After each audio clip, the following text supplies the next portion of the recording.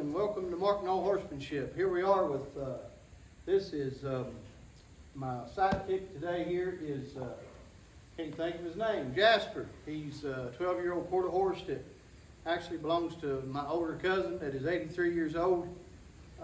And we just had Jasper here playing with him, kind of giving him a job to do.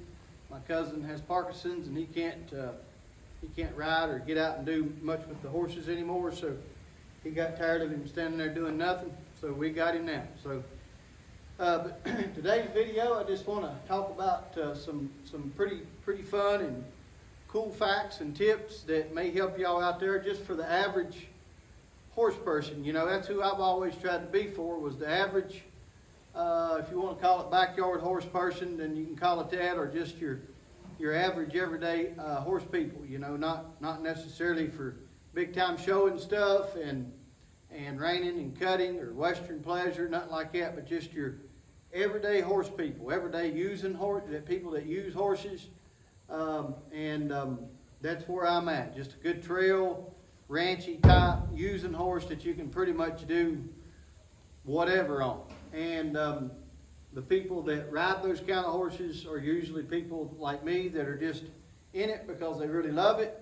Of course, I do it for a living, but just your ordinary people in their ordinary life. So with that being said, I just like to go over some pretty cool, fun facts and tips today. And I'm going to start with a Snaffle Bit. Now, Snaffle Bit is always, for years, have been misunderstood.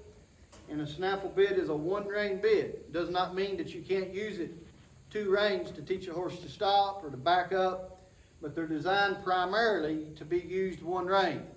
And the way that they're used and the way that they function, in my opinion, the best, is that if you're teaching a young horse or a horse that's got a problem and you're teaching them to give to this Snaffle Bit, you kind of want to be out and wide. And by doing that, they're actually responding to the pressure and the release system that you hear, or not system, but the pressure and release technique or method that you hear all through the horse world being talked about. And you're actually encouraging them to go away from the other side. All right? So by doing that, sorry, we got hickory nuts falling this time of the year. But by doing that, everybody, for years, even I was mistaken. When I was a whole lot younger, I thought that they were learning from the corner of their mouth right here. And I'm not saying that they don't, but when you're first using a Snaffle Bit and first teaching a horse, they're actually learning from the other side. They're going away from the pressure over here. And by rights, you should be adding that leg over there as well. So if you're teaching one to turn to the left, they're being cued, if you will, here to go away from that. And the moment they go away from it, you know, you want to release, and that pressure goes away. And then on top of that, to add to that, you could be using that same leg as well to push them away from that. All right, so there's a time and a place for all this. Now, if you want to teach a horse to back up with a Snaffle Bit, that's pretty cool. That's fine, that you can. But first off, they need to be given, let me back up and say that even with the Snaffle Bit, they need to be doing all this with the halter first. They need to know how to give the pressure laterally with the halter. And then once you get them given laterally with the halter and laterally with the Snaffle Bit, you can start teaching them to give vertical as well. And that means that their nose, their chin goes in towards their neck. And you want them just to kind of tuck their nose in. And that's just this portion. That's just this axis right here, right between their ears. There's a kind of like a ball joint, if you will, and it works off of an axis. So when they do that, you see it rotates that ball joint right there, and that's what you're accomplishing there. Now that don't mean his feet's moved yet, so that's later. But right now, I just want to talk about him giving to that. So when he gives to that and you release, that's where he learns from. But while you're asking him to give, the thing about these Snaffle Bits, while you're asking him to give to that, if you don't watch, this Snaffle Bit becomes a hinge point, and it can really close in on his jaw like that right there and cause some discomfort. Don't want that. So you kind of want to widen your hands. I've been guilty of it in the past, not doing it, but you want to widen your hands and ask, and it will pull more down instead of in and hinge, if that makes sense. Or you can just get a straight a snaffle bit that's not broken in the middle, but the sides swivel. I've got one. I've never even used it. I'm just so attached to the snaffle bit that I'm kind of bad about getting out of a mold, out of a rut. I don't like to change things when they work. But I may try that bit one day. It's a straight mouthpiece. It don't have it's the same diameter as this, but it's not broken in the middle. It's got a little swivel in the middle for them to play with their tongue, but it's not broken. And I don't know if it works good or not. Haven't tried it. But there's a little bit on the snaffle bit. Now, when you think your horse is ready for a more advanced bit, then that should be at your own discretion. I can't answer that question for you, but the snaffle bit, in my opinion, it could really be used their whole life, unless you're just really wanting to advance your horse in the vaquero or the California way of training horses, and putting them in what they call up in the bit, up in the bridle, and you go to the spade bits and all that. Of course, that gets pretty technical, and I think you need to really know what you're doing to do that. So this Makati rein, I want to go to it just for a moment. This Makati rein, I like to use a Makati. It's 22 feet long. All this is one rein. It ties in on this side and then it comes around and weaves through here. And then you got this piece here. It's all, like I said, this whole rein is 22 feet long. I prefer a Makati rein. They're just so versatile in what you can do with them. If you're having a problem out on the trail and you can't get your horse to maybe cross something or another and it's getting a little bit silly or a little bit dangerous, you can always get off your horse and simply drive him across whatever the object may be that you're trying to get him across, and then get him comfortably walking across it on the ground, and then you can always just get right back on his back and cross it then. But that's one of the things I like about it. Another thing that I like about it is that you can fix this on the horn. I like to do what they call a Clover Hitch, and that's put the horse on top every time. So in other words, this is your horse because it's coming from the horse. Then you just want to twist that, and your horse is on top of your leftover. So you just want to put the horse on top, run that around. There's one, and then you want to do the same thing. This is your horse again. So you put it on top, and there's another one. It makes a nice little, neat little Clover Hitch right there, and it gets it up out of the way. And then if you need a little chalster there, a little spanker, you got that as well. Or you could run it through your belt and have it on your side the whole time. And that way, if you come off your horse, you still got your horse.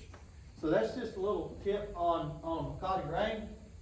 And today, I just want to kind of show you what I do with horses to keep them maintenanced and just kind of what to do on a day you don't really have anything else to do with your horse.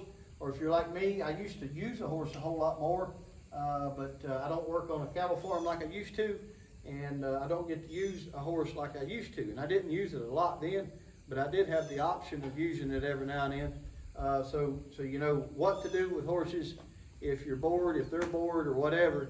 And I just want to get up here and show you some of the things that I like to keep going with these horses. Now, I have warmed this horse up. He's pretty well warmed up. I did, don't make fun of me getting on, because I did pull a calf muscle pretty bad here a couple of days ago, and I'm having a little bit of trouble with it. Probably really shouldn't be doing this at all, so I'm going to try to hobble my way up here, and without too much embarrassment of, that wasn't too bad.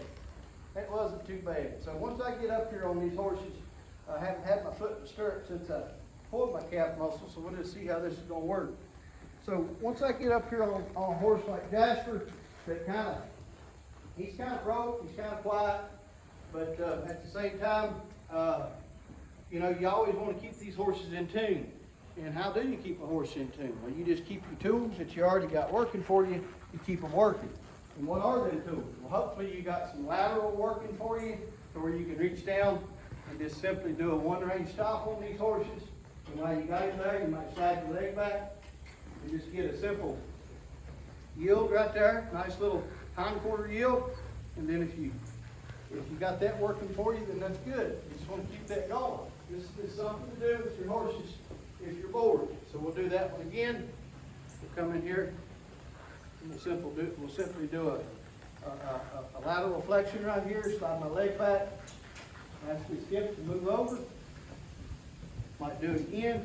As long as I got my leg on him, he should be moving. Nice little simple hindquarter yield. Now, I like to keep these horses soft. You know, a lot of people, they get their horses riding and they get them riding pretty nice, and what do? They quit doing this stuff. The horse swallows a 2x4. Next thing you know, you can't even bend your horse. So same thing on this side. Just reach down, grab a little bit of rein. Simply ask him to give to that. Haven't asked him to move his feet just yet. Ask him to give to this and waiting on him to what? Get his balance. Waiting on him to get his balance. And then once he finds his balance, I'll slide my leg back and I'll disengage that hindquarter. Simply ask him to. Right there. He has a little bit of trouble that way, and that's okay. Now, I want to talk about this being able to bend your horse laterally. What you want to do, instead of reaching down like this to grab your rein, that's a no-no. It's not a good thing. You always want to, what do you want to do? You want to pick up to your sternum. Here's your sternum. Pick up here and slide down. And you don't have to even bend over to get enough rein. And angles are so important. I really like to pull to my hip right here. Right here. I don't know if you can see it or not. Come back around, I'm pointing at my hip. I like to pull right here at my belt loop and hold right there. Now, if you find yourself with your elbow behind you like this and your body's twisted, you have too much rein. So I'll show you an example of that. This is when you got too much rein right here. I can't do nothing there. Then I have to lean over and I'm off balance. So you want to make sure that you pick up, get enough rein, pull it to your hip, wait on him to yield to that, and get soft before you release. So we're just going to walk this horse around. We're not going to ask for anything major out of him today.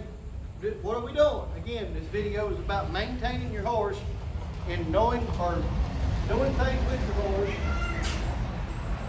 Doing things with your horse when you don't know what else to do.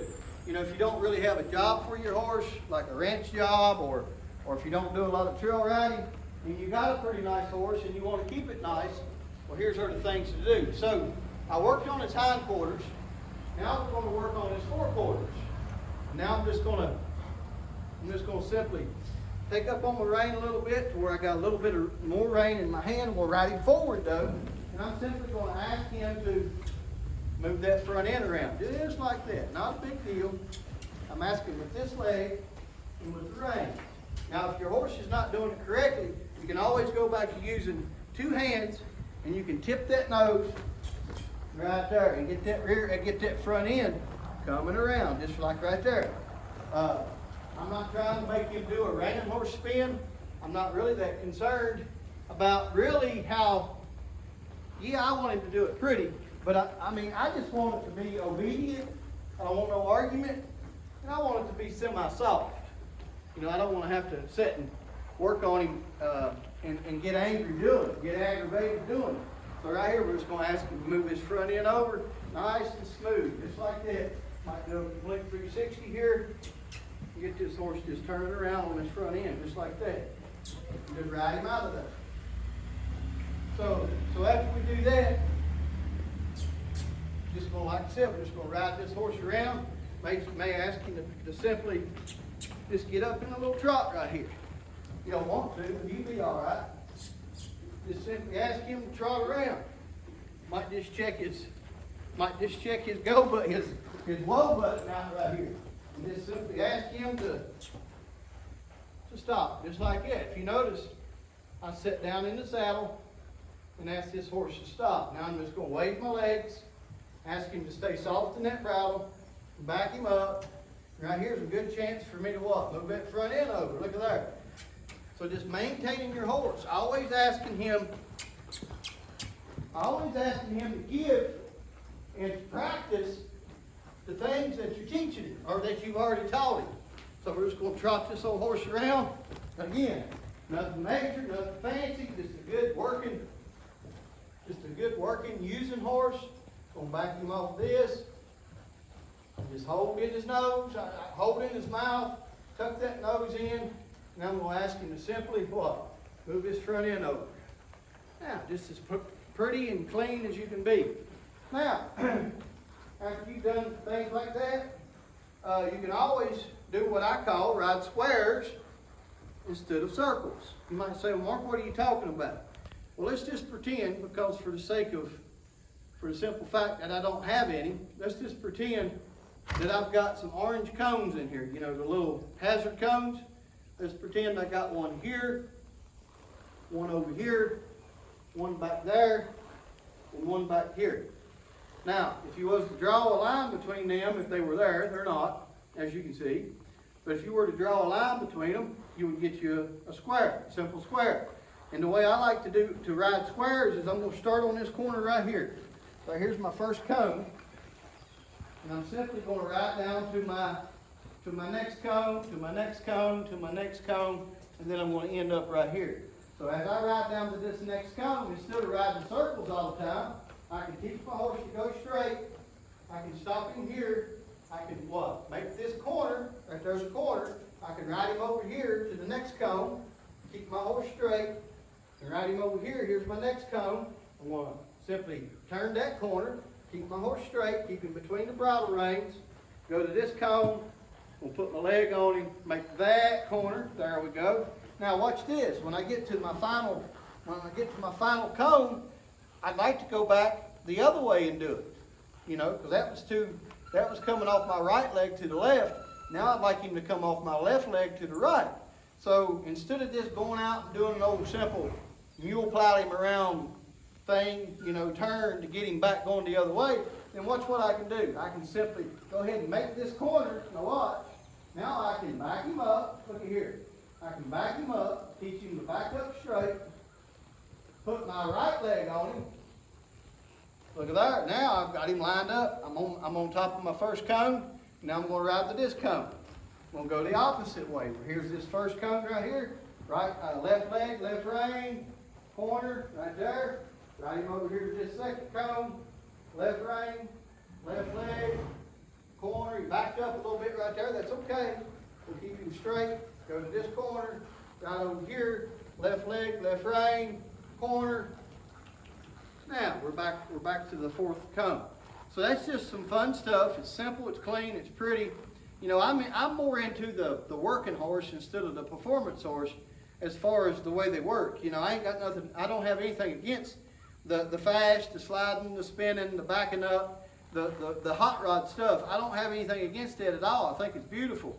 But I always get my horses, my particular horses, you know, kind of working as if I was in a cowboy working ranch type scenario, to where if this pen right here was full of cattle and we were roping them and dragging them to the branding irons, or if we were separating that day, you know, I want a calm, relaxed horse. And if I'm working a cow on this horse, I want it to where you don't even see me doing anything. You're like, man, that horse is just doing it. But I want my legs so subtle, like right here, I'd like him just to move his front end over. Might have to remind him right there, and just simply be able to make gestures like that without you really even knowing what I'm doing. You just move right over. Now Jasper's a little bit rusty. He needs a little bit of work, but that's what we're doing today. And then in between riding these horses and working them like that, hey, just ride them around. Now this ring is pretty boring for horse and rider, but just like I said, I'm kind of healing up today, and I can't really do a lot of walking on the ground right now with these horses, so it's just something that I can do with a good broke horse that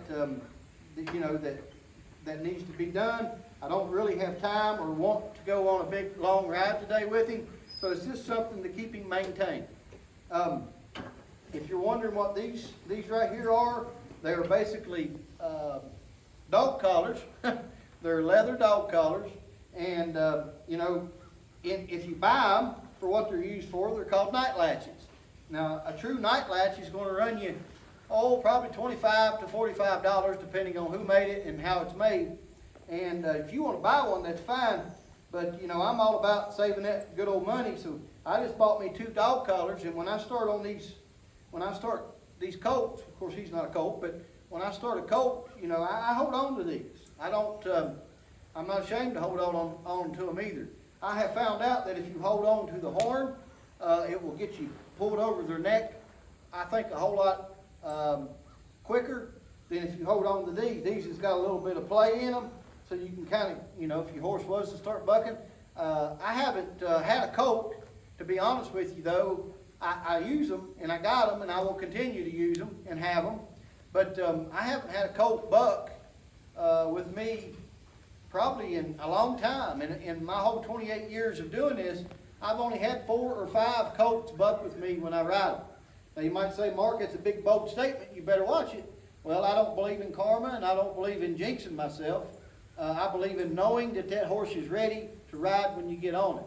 So, but I still have them, and if that colt was to start bucking with me, or that little filly, whatever it may be, or it may be this horse here, then hopefully I can remember to reach down there, and I can just hold myself down in that saddle a whole lot better than I can right here. Because I can pull down just like the bronc riders and the bull riders do. I can pull down, kind of lock my elbow in my side, and hopefully I can ride that horse if he was to start acting up. So that's just some general basics that I like to do. I hope you got some education out of it. My goal with these videos is not to wow you, but to educate you. That's what I'm trying to do. We've got enough in the world now with the wow. The wow factor has done got so great that I personally probably ain't going to be able to wow you anyway, because I don't sit my horses down. I don't ride them around in cars, and not saying there's nothing wrong with that, but I just don't do a lot of tricks with my horses. I just like a good using horse, a horse that I can get on and go there or there or there, and if I need to, maybe herd a cow or two back to the lot, or, you know, or whatever. That's the kind of horse I like. So that's what I try to make here at Mark No Horsemanship. So I hope you like this little video. If you have any questions, you can ask by commenting and asking me. And also, if you're watching this by YouTube, I hope that you will subscribe and hit that, ring that notification bell. And that way, when I do another video, you'll be notified of it when I post another video. And then if you're watching this by Facebook, then I appreciate it if you will hit the like button and give it a thumbs up and share it. I'd appreciate it if you share it. So hope you got a little bit out of that, and we look forward to doing more videos, and we thank you very much, and God bless you.